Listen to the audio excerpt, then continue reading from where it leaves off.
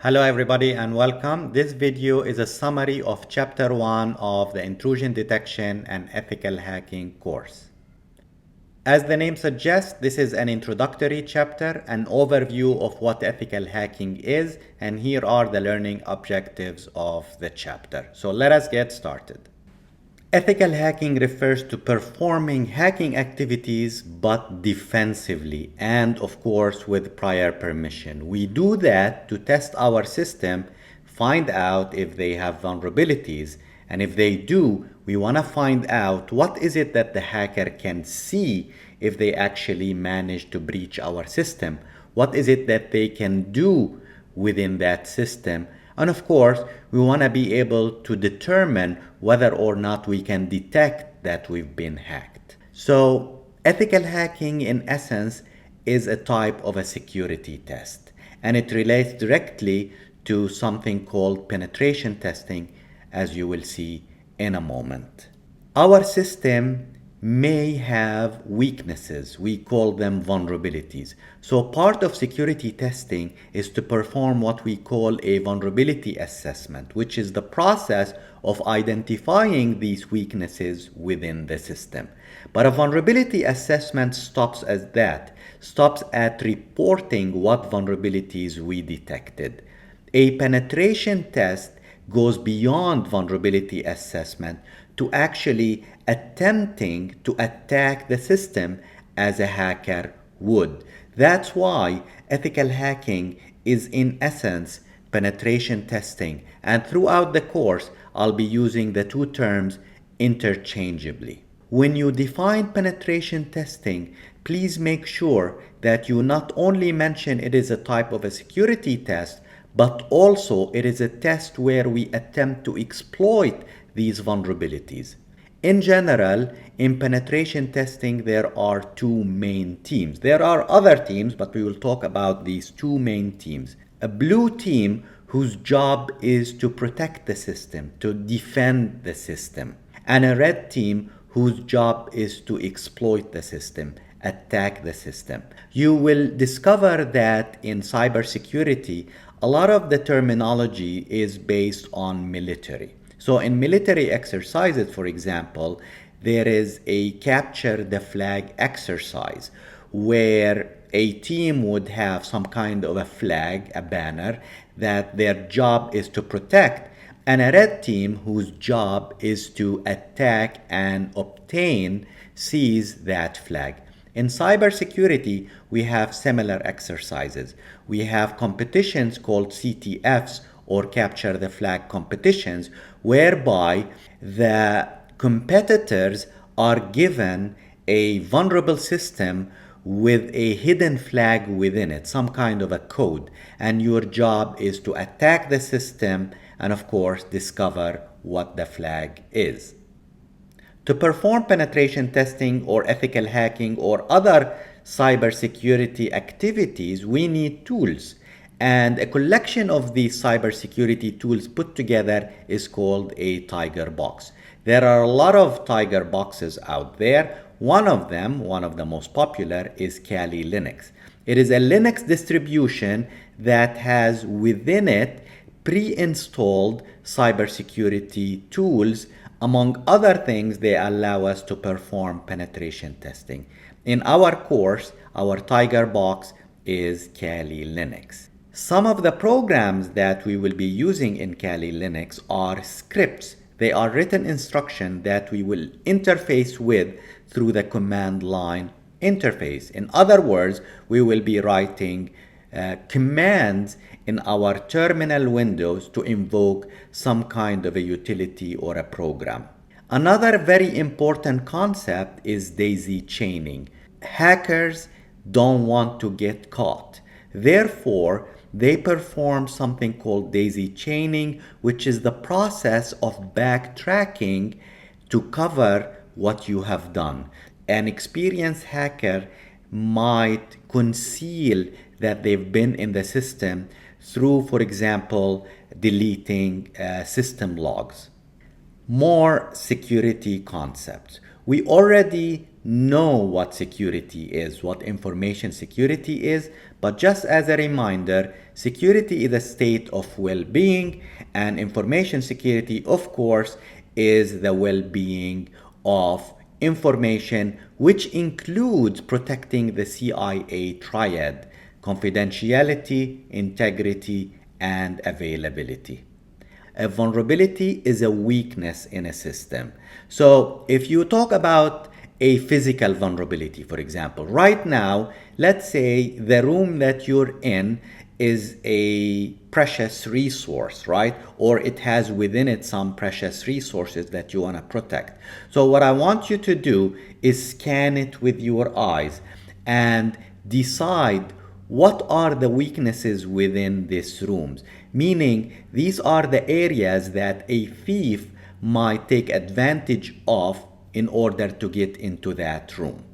A threat is something or someone that may compromise your security. And it can be a hacker, an external threat, or it can be an angry employee, an internal threat, and of course, it can be some kind of an event or an incident like a power failure, which may affect the availability of your informational resources. I want you to differentiate between an attack and exploit. An attack is an attempt.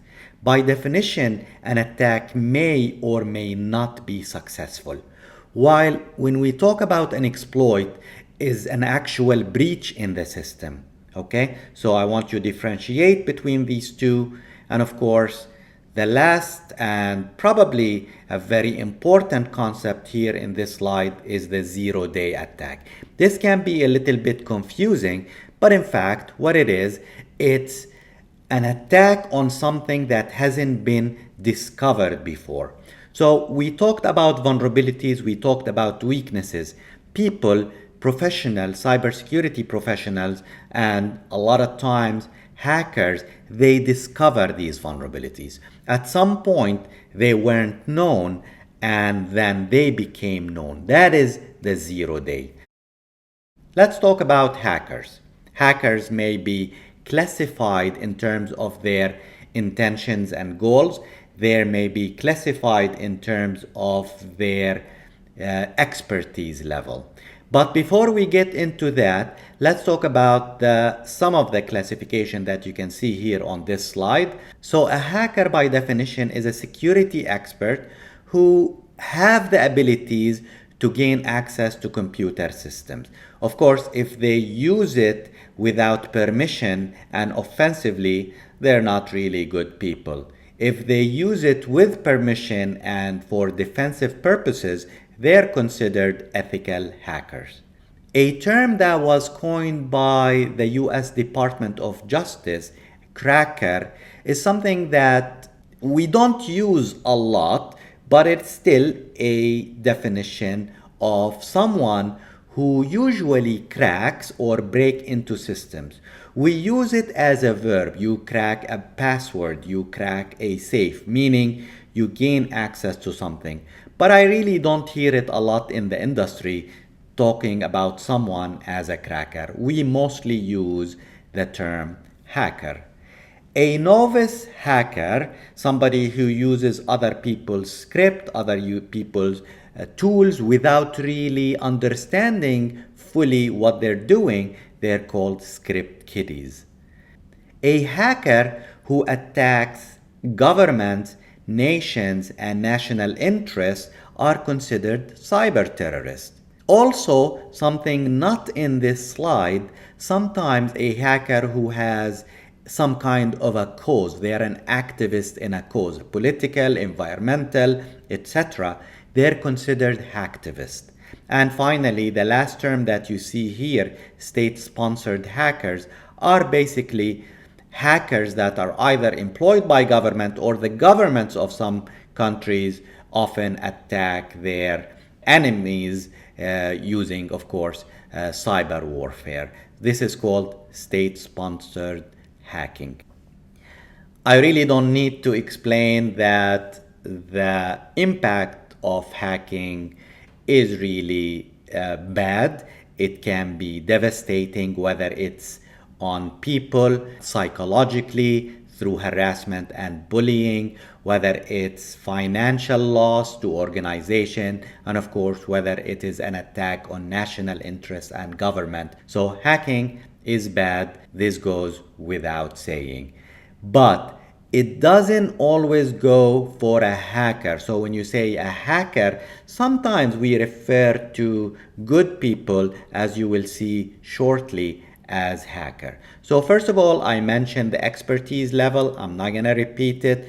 You can be an expert to develop your own skills. You discover new vulnerabilities, or you can be an amateur, a novice who uses other people's tools and scripts. In this slide, the top, the black and white hats are the best of the best. And of course, at the bottom, we have more amateurs and maybe intermediate level skills. So we have the black hats who have exceptional computer skills, but they use it offensively. On the right hand side, we have the white hats who use their skills defensively. Suicide hackers are hackers who commit these attacks without caring whether or not they get caught. And of course, gray suggests that sometimes you're on the black or offensive side, and sometimes you're on the defensive side. I mentioned before that we perform ethical hacking or penetration testing for a specific reason. Because a lot of students often ask me, why is it not enough to perform a vulnerability assessment, to scan our system and discover the weaknesses and report on it? Why is it not enough? Well, because penetration testing gives us a better insight. It allows us to answer very, very important questions. What is it the attacker can see if they breach the system? What can the attacker do with this system? And can we detect attacks if they happen? Okay, so this is really, really important. What kind of knowledge and skills do you need to become an ethical hacker or a penetration tester?